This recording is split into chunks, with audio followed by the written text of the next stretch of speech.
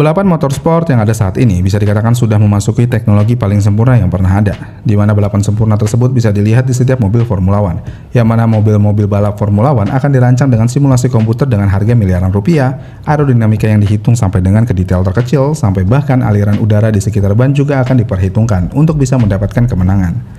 Kemudian selain Formula One, mobil balap yang bisa dinyatakan nyaris sempurna juga bisa dilihat dari ajang balap Le Mans, di mana untuk mobil Le Mans khususnya kelas LMDH atau hypercar, semua mobil balap itu punya teknologi hybrid canggih dengan sistem regenerasi energi, lampu laser yang bisa fokus ke trek di malam hari, sampai dengan efisiensi bahan bakar yang membuat mobil bisa melaju lebih dari 300 km per jam selama 24 jam non-stop.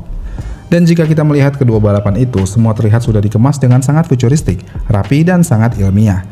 Tapi di balik beberapa balapan motorsport yang berlomba-lomba untuk membuat mobil paling canggih dan juga futuristik di ajang balapnya, ternyata ada satu balapan mobil yang bernama NASCAR yang justru terlihat seperti olahraga balap yang sengaja melawan kemajuan di era modern.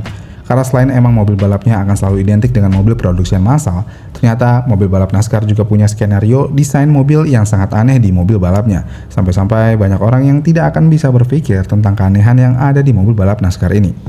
Namun sebenarnya, seberapa aneh mobil balap NASCAR ini?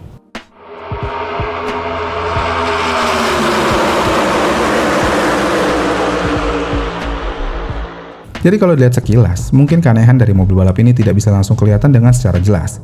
Tapi kalau kita lihat secara mendetail, keanehan pertama mobil balap NASCAR ini bisa terlihat di bagian suspensinya. Gimana kalau mobil Formula One atau balapan Le Mans akan dibuat dengan suspensi kanan dan kiri selalu dibuat simetris, supaya tinggi mobil sama, sudut rodanya sama, dan ngebuat mobil balap bisa menikung ke kanan dan ke kiri dengan performa yang sama. Sedangkan di balapan NASCAR, semua keseimbangan dari suspensinya itu tidak akan berlaku, yang mana karena sebagian besar trek NASCAR berbentuk oval dan hanya akan berbelok ke kiri.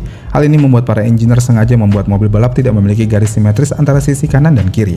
Dan semua itu dilakukan dengan cara mobil balap akan menggunakan shock yang lebih lunak untuk mencengkeram permukaan trek dengan baik di bagian kiri, dan menggunakan shock yang lebih keras di bagian kanan untuk menopang beban berat saat mobil meluncur dengan kecepatan tinggi di tikungan miring. Dan selain dari sebagian suspensinya yang bikin lebih soft sebelah, untuk bagian chamber rodanya, mobil balap NASCAR juga memiliki perbedaan antara kedua sisinya, yang mana roda depan kanan akan dibuat negatif chamber ekstrim atau ban bagian atas akan masuk ke dalam bodi, sedangkan roda depan kiri justru dibuat positif chamber atau ban bagian atas akan keluar dari bodi. Dan setup ini dilakukan bertujuan untuk ketika mobil balap memasuki tikungan di trek oval dengan kecepatan 300 km per jam, otomatis gaya sentrifugal akan mendorong mobil ke sisi luar lintasan. Apalagi di tikungan trek balap NASCAR ini memiliki sudut kemiringan cukup ekstrim, yaitu sekitar 33 derajat. Dan hal ini tentu aja membuat bodi mobil terus-menerus akan selalu miring ke kanan. Dan ketika bodi mobil miring saat menikung, sudut ban yang tadinya terlihat aneh dan tidak sinkron justru akan berubah menjadi sangat sempurna, di mana telapak ban kanan dan kiri akhirnya bisa menempel penuh ke aspal saat mobil sedang cornering. Yang berarti walaupun setup kaki-kaki mobil ini terlihat aneh ketika mobil di posisi diam, tapi ketika mobil berada di tikungan miring atau banks, setup mobil balap NASCAR ini menjadi setup paling ideal. Dan itulah kenapa banyak mekanik NASCAR yang mengatakan kalau mobil balap mereka sebenarnya hanya sempurna saat sedang menikung cepat aja, karena ketika berada di trek lurus, mobil ini akan terasa agak aneh atau ngebuang, karena emang setup kaki-kakinya yang dibikin tidak simetris. Namun selain dari setup kaki-kaki mobil balap NASCAR ini yang sangat aneh, untuk di bagian pengeremannya, mobil balap NASCAR ini juga memiliki sistem pengereman yang cukup aneh, yang mana karena mobil hanya belok kiri, hal ini tentu aja membuat beban terbesar saat pengereman selalu berpindah ke sisi kanan mobil, terutama pada roda bagian kanan depan. Dan karena hal itu, rotor dan kaliper rem kanan depan akan dibuat jauh lebih besar dibandingkan sisi sebelah kiri. Lalu selain ukurannya yang berbeda, sistem pendinginannya juga lebih besar dan material lebih tebal di kaliper juga akan digunakan pada bagian sisi kanan roda aja, untuk bisa menahan panas ekstrim selama balapan panjang. Dan kalau ada tim balap yang memaksa memakai ukuran rem yang sama besar di kiri dan kanan, roda kiri justru akan gampang lock up ketika balapan. Ya walaupun hal seperti ini sangat terdengar aneh di era motorsport modern, tetapi di NASCAR semua setup mobil memang akan dibuat berdasarkan satu tujuan, yaitu belok kiri secepat mungkin, yang buat mobil balap NASCAR ini akan terlihat sangat aneh jika dibandingkan dengan ajang balap lainnya. Kemudian selain dari bagian kaki-kaki dan pengereman, ternyata untuk di bagian dashboardnya, NASCAR juga memiliki keanehan yang nggak masuk akal untuk kebanyakan orang. Yang mana kalau di Formula One, dashboard pembalap biasanya akan penuh informasi digital seperti temperatur ban, mode hybrid, distribusi energi, konsumsi bahan bakar, delta time, sampai dengan puluhan parameter mesin. Sedangkan di NASCAR, dashboard NASCAR akan sangat terlihat sederhana dengan menampilkan RPM, suhu mesin, tekanan oli, dan juga aki. Dan saking sederhananya, dashboard NASCAR ini sampai-sampai dashboard itu tidak memiliki fuel gauge atau indikator bensin sama sekali. Terus bagaimana pembalap tahu kapan bensin akan habis ketika balapan? Secara mobil balap NASCAR kan sudah pasti akan diisi bensin ketika pit stop, mengingat balapan ini bisa melakukan balapan sampai 500 lap atau dengan waktu 4 jam secara non-stop. Jadi jawabannya ada pada kalkulasi manual dari tim pit wall, yang mana selama balapan berlangsung, crew chief dan engineer akan menghitung konsumsi bahan bakar berdasarkan data telemetri mesin, jumlah lap, throttle usage, sampai estimasi berat mobil.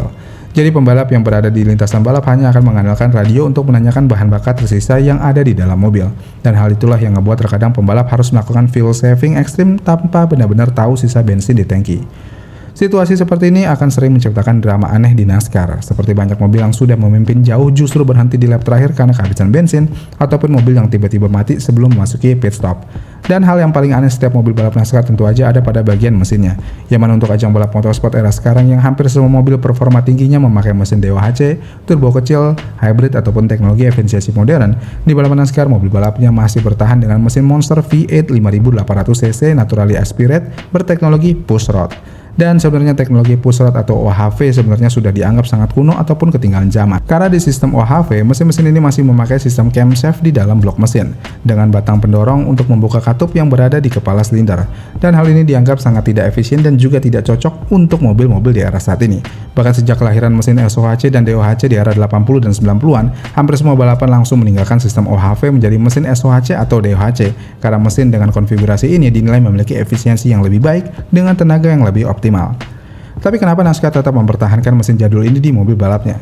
Jawabannya tentu aja untuk mempertahankan suara khas V8 di balapan NASCAR, yang mana karena tidak ada turbo yang meredam suara, lalu tidak ada hybrid yang membuat mobil melaju senyap di RPM bawah, dan tidak ada knalpot rumit seperti yang ada di mobil Formula One modern. Hal ini membuat mesin V8 di mobil balap NASCAR ini akan terasa menjadi mesin paling murni yang masih ada di era saat ini. Tapi walaupun mesin balap ini sudah sangat jadul, mesin NASCAR Cup Series generasi sekarang mampu menghasilkan sekitar 670 sampai 750 horsepower tergantung konfigurasi track. Dan yang bikin gak masuk akal, mesin ini bisa bertahan di RPM 9000 selama berjam-jam non-stop. Padahal mesin dengan konfigurasi push rod ini biasanya akan identik dengan RPM rendah. Dan semua hal itu bisa didapatkan karena ada gabungan komponen di dalam mesin yang sangat canggih, seperti piston dibuat dari material aluminium forged khusus, connecting rod memakai titanium, dan katup mesin yang menggunakan logam super ringan dan tahan panas tinggi. Dan semua komponen itu dibuat supaya mesin tetap bisa hidup meskipun dipaksa bekerja brutal selama 4-5 jam.